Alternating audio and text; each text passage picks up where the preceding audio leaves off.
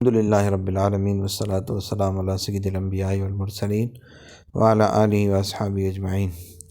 میں مولوی صدیق اکبر YouTube channel اسرا T V سے۔ بسم اللہ الرحمن الرحیم۔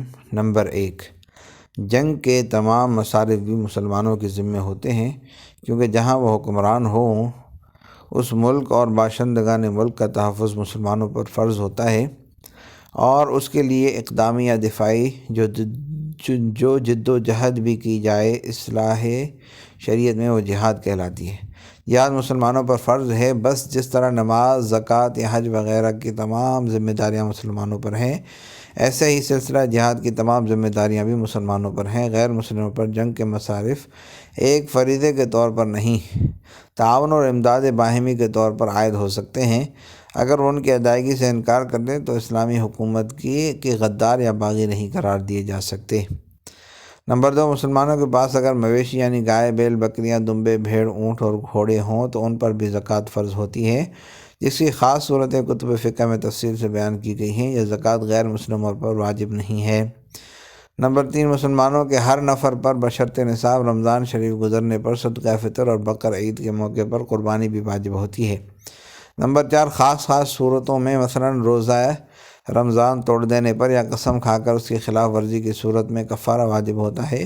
یہ بھی عموماً ایک مالی فریضے کی نوعیت اختیار کر لیتا ہے۔ نمبر 5، مسلمان شراب اور سور کی تجارت نہیں کر سکتا۔ سونے چاندی کی خرید و فروخت کے لیے خاص شرطیں ضروری قرار دی گئی ہیں۔ غیر مسلم ان تمام تجارتوں میں آزاد ہیں۔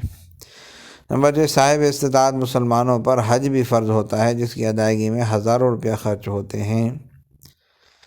کیا ان تمام بندشوں، ان تمام مذہبی تاوانوں اور مالی فرائض کے باوجود یہ ممکن ہے کہ کوئی غیر مسلم جزیہ سے بچنے کے لیے اپنا مذہب ترک کر کے اسلام قبول کرے؟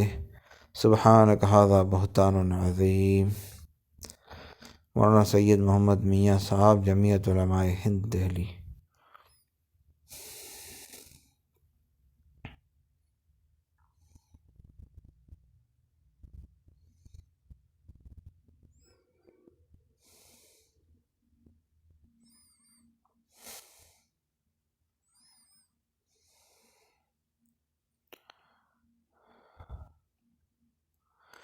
حواشی۔